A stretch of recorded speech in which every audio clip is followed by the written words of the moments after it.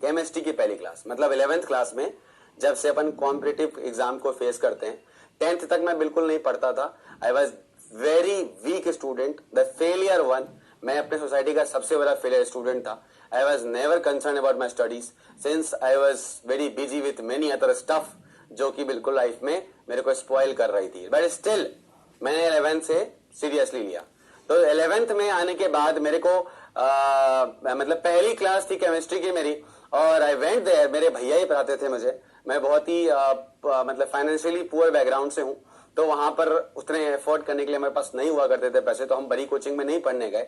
हम छोटे कोचिंग्स में, मतलब मेरे भैया खुद ही थे उस कोचिंग में पढ़ाते थे, तो मैं वहीं पर मतलब फ्री में पढ़ने के लिए गया था।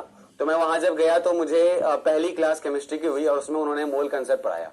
तो पहली बार भाई साहब केमिस्ट्री पढ़ा मैं। साइंस, जिद में साइंस तो ले ली मैंने, ऑल दो मुझे एडमिशन कहीं मिल नहीं रहे थे, तो मेरे को जबरदस्ती करके एक स्कूल में, जो सबसे घटिया स्कूल मेरे सिटी का था, वहां पर सरकारी स्कूल थी, वहां पे 12th तक चलता था, पीयूसी तक।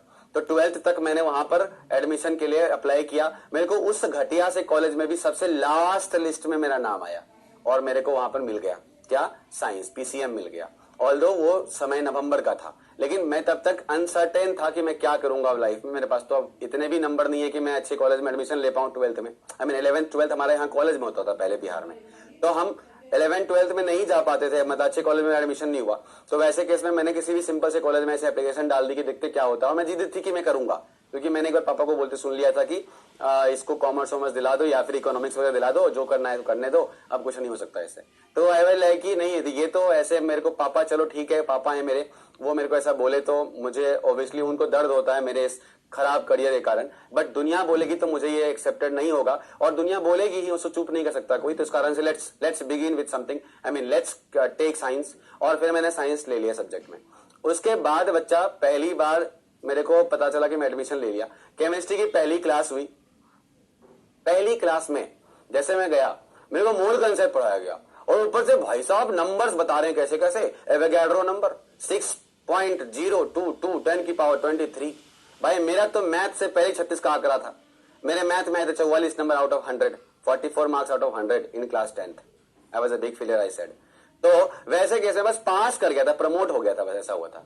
उसमें भी इंग्लिश में फेल था, बट इंग्लिश कंपलसरी नहीं था हमारे यहाँ, जिसमें हिंदी मीडियम था वो, मैं हिंदी मीडियम से हूँ। तो वैसे केस में क्या हुआ, जब मेरे को पहली बार इतने कम नंबर आए ना, आई मीन कम नंबर बोलता हूँ, जब पहली बार मैं क्लास में गया ना, भाई एवोगाड्रो नंबर, मेरा दिमाग ही नहीं काम कर रहा है, पूरा का पूरा हैंग हो गया, पूरा का पूरा दिमाग हैंग हो गया कि भाई साहब ऐसे कैसे हो सकता है, एवोगाड्रो नंबर, इतना ह्यूज नंबर, सोचा नहीं कभी लाइफ में आज तक। मैं घर आया भागता हुआ, मैंने दीदी को बोला, दीदी मेरी साइंस में ग्रेजुएट थी, मैंने मैथमेटिक्स ऑनर्स कर रही थी, वो पढ़ने में बहुत तेज थी। और लाइफ में ना लगती तब है जब तुम्हारे बड़े भैया भी तेज हो, आई मीन बड़ी दीदी भी तेज हो और छोटा भाई भी तेज हो। तो तुम जब बीच में आते हो ना, तुम सैंडविच बन के रह जाते हो, ऊपर नीचे से दबाए रहते हो हमेशा। और वही मेरे साथ था। मेरा छोटा भाई बहुत तेज था पढ़ने में, चलता फिरता कंप्यूटर के नाम से फेमस था, सरस्वती उसके जुबान पे होती थी। और मेरी बड़ी दीदी मैथमेटिक्स ऑनर्स कर रही थी, और मैं बीच में, भाई साहब कोई घर आता था बोलता था ये नालायक है, बाकी दो लायक है। तो वैसी कंडीशन थी। तो मैं घर आया, दीदी के पास रोने लगा। मैं दीदी से बहुत प्यार करता हूँ अपनी। तो दीदी को मैंने बोला, दीदी पता है आज केमिस्ट्री की क्लास हुई, उन्होंने पता नहीं अजीब सा नंबर बताया। दीदी ने बोला कौन सा, एवोगाड्रो नंबर बताया? मैंने बोला हाँ। अरे अजीब सा नंबर था, पता नहीं क्या तो बता रहे थे। उन्होंने बोला कि, मैंने दीदी कब तक पढ़ना पड़ेगा साइंस, आई मीन केमिस्ट्री कब तक पढ़नी पड़ेगी? तो दीदी ने बोला कि क्या पता तुम फ्यूचर में साइंस में ही चले जाओ, आई मीन कोर साइंस ले लो, जिस तरह से तुम अभी मोटिवेट हुए हो पढ़ने के लिए, हो सकता है तुम्हारा साइंस में बहुत इंटरेस्ट डेवलप हो जाएगा। ऐसे बच्चे ही बहुत इंटरेस्ट डेवलप करते हैं, जो खाली घरा होता है उसको भरना आसान होता है। तो तुम्हारे टीचर जो तुमको बताएंगे ना, तुम बहुत अच्छे से सीखोगे, तुम ग्रांटेड नहीं लोगे। तो इसलिए क्या पता तुम्हें पूरी जिंदगी साइंस पढ़नी पड़ जाए, पूरी जिंदगी केमिस्ट्री पढ़नी पड़ जाए। और दीदी की बात लग गई। अब देखो, अभी भी मैं केमिस्ट्री, पूरी लाइफ केमिस्ट्री चलने वाली है मेरी। तो वाह, दैट्स ग्रेट। ठीक है, हाँ, दैट्स हाउ आई रोट, कुछ तो लोग कहेंगे।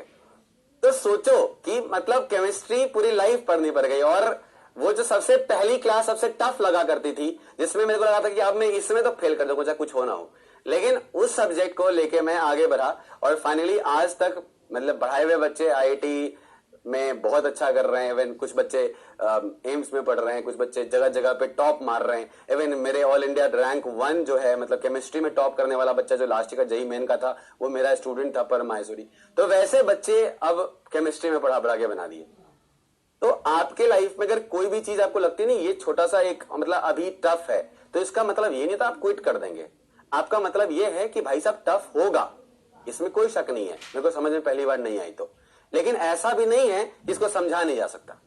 टफ होगा, मैं ऐसा नहीं बोलता नहीं होगा टफ, बट ऐसे कि समझा नहीं जा सकता ये सवाल नहीं उठता। समझ तो जाएंगे भाई।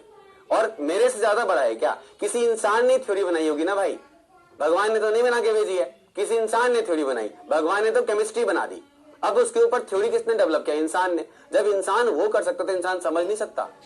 क्या बात है, कर सकते हैं, समझ सकते हैं। तो इसीलिए आप लोगों को कभी अगर फिजिक्स की class, chemistry class, biology class, किसी क्लास में कॉम्प्लिकेशन फील होता है तो आप समझ जाना कि आप दिमाग लगा रहे हो तभी कॉम्प्लिकेशन फील हो रहा है, अदरवाइज तो लोग दिमाग ही नहीं लगाते, तो कॉम्प्लिकेशन किस बात की है कि नहीं। तो आप ब्लेस्ड हो कि आप दिमाग लगा रहे हो और कॉम्प्लिकेशन फील कर रहे हो। अब स्लोली अगर काम करते जाओगे तो जर्नी स्मूथ हो जाएगी, और अगर वही गिव अप कर दोगे तो कोई बात नहीं, तुम्हारे गिव अप करने से तो होगा कि देश बढ़ना बंद कर देगा। देश बढ़ेगा, 5000 सीट है, 12 लाख एप्लीकेंट होंगे, तुम एक क्विट कर दोगे, कोई बात नहीं। 12 लाख में से 11,95,000 तो क्विट ही करते हैं ना भाई, 5,000 ही बढ़ते हैं आगे। तो अब उस 5,000 में आप हो या नहीं हो तुमको डिसाइड करनी है, इजंट इट। तो बच्चा समझ रहे हो ना बातों को, कि अगर कभी भी क्लास में कुछ भी ऐसा लगता है तो इसका ये मतलब नहीं गिव अप करना है, हमें पढ़ना है, दोबारा से पढ़ना है, तिबारा पढ़ना है, जब तक पढ़ना है तब तक समझ में ना आ जाए। ठीक है, चलिए। मेरे फिजिक्स उसके बाद सब क्लियर हो गया था बेटा।